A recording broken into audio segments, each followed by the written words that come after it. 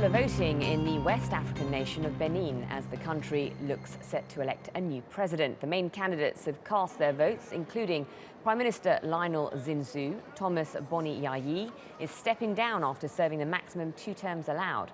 The first round was initially scheduled for February 28th, but it was postponed after voter cards weren't distributed across the country, prompting the opposition to make accusations of election fraud.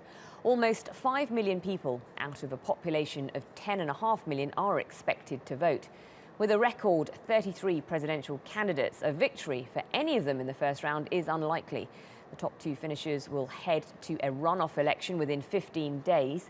The most prominent contender in the race is the current Prime Minister Lionel Zinsou, a former economist backed by the outgoing president. 2 leading businessmen, Patrice Talon and Sébastien Adjavon, are also considered front-runners. There are many issues at stake. Benin's economy is at risk following a plunge in cotton prices. Unemployment is high, especially among young people, and 1/3 of the population live below the poverty line.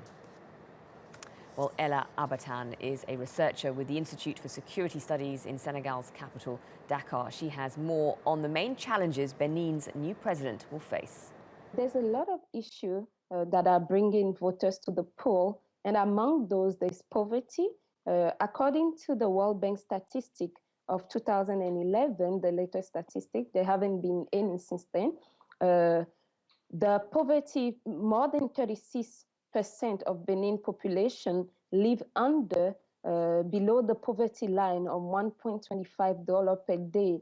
Another issue is unemployment, especially youth unemployment. And most of the candidates actually talk about ways to create jobs. They all have their own strategy to achieve the goal. There's also issue around corruption that the candidate talk about, and corruption is now a big issue on the agenda during this electoral period. There's also issue around public service delivery and also mismanagement. So the candidate that will be elected today or after the second round will have a lot of challenge, and he will face a lot of challenge that he will need to resolve in the upcoming 5 years.